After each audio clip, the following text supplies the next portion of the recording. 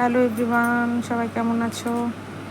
আমি মোটামুটি ঠিকঠাকই আছি। আমাদের এখানে এখন বৃষ্টি রাতের দিকে একটু হয়েছিল, তাই ওয়েদারটা একটুখানি ভালো আছে, মানে রোদের অত চড়া ভাবটা নেই, কিন্তু গরম কিন্তু কোনো অংশে কমছে না। যে আমি স্নান করে আসলাম, প্রথমে একবার ভাবলাম যে স্নানটা করব না, থাক আজকে 2বারই করব, কিন্তু না, স্নানটা করলাম। করার পরে সকালে করলাম আতপ চাল দিয়ে, সেদ্ধ চাল দিয়ে একটু সামান্য মসুর ডাল দিলাম, তার মধ্যে প্রেশারে আর কি রক্তিমের জন্য তোমার সিদ্ধ ভাত করলাম, আর একটু আলু আর কোয়াশে ভাজা।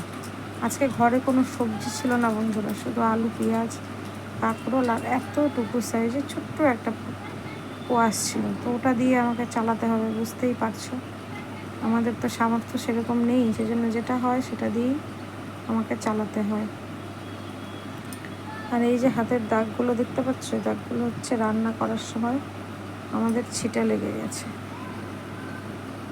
সেটারই। আর কালকে একটু রাত্রেবেলা অনেক দিন পরে ঝালমুড়ি মাখা খেয়েছিলাম, তো সের জন্য আমার খুব গ্যাস হয়ে গেছে। তাই এটা কি কিনে এনেছি বন্ধুরা বলো তো? হজমোলা, একটু হজমোলা খাবো। সেটা করাও, তোমরা একটু অপেক্ষা করো।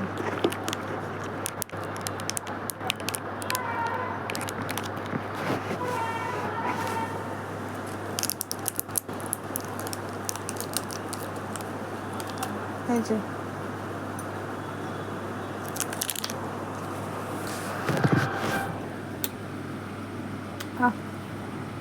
আমি এই জিনিসটা খেতে খুব ভালোবাসি,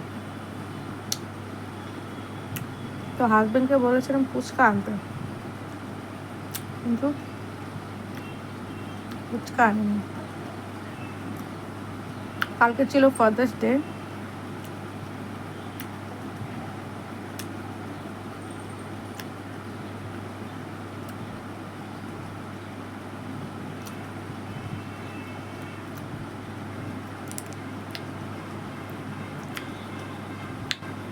তো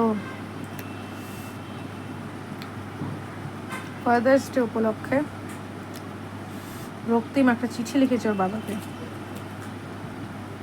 তো বিরাজ তো বাড়ি ছিল না, গেছিল ও নতুন ভাইকে দেখতে, দেখে এসছে। আমরা যাব রবিবারে, আমি সানডেতে, যদি বাচ্চাদের শরীর ভালো থাকে, সব কিছু ঠিকঠাক থাকে, তাহলে আমরাও নতুন ভাইকে দেখতে যাব। আমার ভাস্তা হয়েছে, কিন্তু আমি ভাস্তা হওয়ার পরে ভাস্তাকে দেখতেই যেতে পারিনি। রবিবার ইচ্ছে আছে। এবার আমার দুটো বাচ্চা, এবার তাদের মধ্যে যদি একটা বাচ্চা একটু অসুস্থ হয়ে যায়, আমি তো ওদেরকে ছেড়ে কোনো জায়গায় যেতে পারি না। সের জন্য মানুষ কর্তব্য করতে চাইলেও, মন থেকে চাইলেও আমি আসল কারণ সেটা করতে পারি না। তো চলো যাই হোক, তোমাদের সাথে একটা জিনিস শেয়ার করব।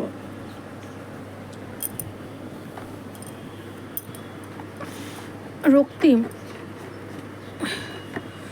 এই যে এই ডায়েরিটা রক্তিমের দিমা রক্তিমকে কিনে দিছে। এটার মধ্যে রক্তিমকে কালকে বলেছিলাম আজকে ফাদার্স ডে, তো কিছু কিছু জিনিস তুই একটু বাবার সম্বন্ধে লেখ, তোর যেটা মনে হতো। ছোট বাচ্চা, ওর বছর তোমার 6.5 বছরের ছেলেও, হয়তো এই বছর আসলে 7-এ পড়বে। তো এখানে কিন্তু রক্তিম ডায়েরিতে কি লিখেছে দেখি। জি দেখো, এখানে রক্তিম কিন্তু ফাদার্স ডেতে লিখেছে। তো এইভাবে লেখা দেখালে তো তোমরা দেখতে পাবে না, তোমাদেরকে পড়ে শোনাচ্ছি। আমার ভালো বাবা, এইটা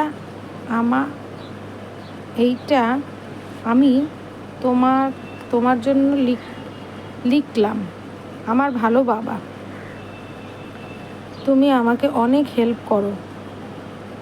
আমি যখনই পড়তে বসি, তখনই তুমি জানি না কোথা থেকে চলে আসো আমার হেল্প করতে।